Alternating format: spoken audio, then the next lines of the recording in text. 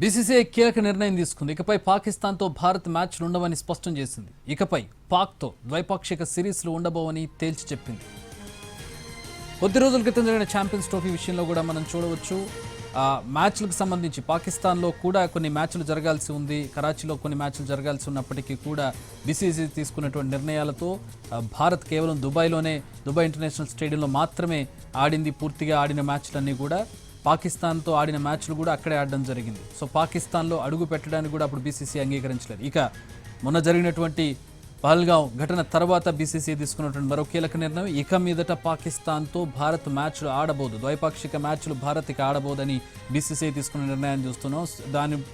దీని అర్థం ఇక మీదట పాకిస్తాన్ భారత్ మ్యాచ్లు, క్రికెట్ మ్యాచ్లు ఉండవు.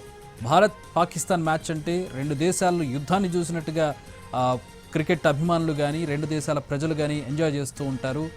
ఎమోషన్స్తో కూడుకున్నటువంటి గేమ్ అది. కానీ ఇప్పుడు తీసుకున్నటువంటి నిర్ణయాల్లో ఇది కూడా ఒక నిర్ణయంగా మనం చూడవచ్చు. జరిగినటువంటి ఘటనలో పాక్ని ఏకాకిని చేయడం, పాక్కి అష్టదిగ్బంధనం చేయడం అనేది భారత్ వ్యూహంగా కనపడుతోంది. ఆ వ్యూహంలో భాగంగా ప్రస్తుతం తీసుకున్నటువంటి నిర్ణయం, మొన్న జరిగినటువంటి దాడికి ప్రతిగా తీసుకుంటున్నటువంటి నిర్ణయాలు ప్రస్తుతం బీసీసీఐ కూడా ఒక భాగమైంది.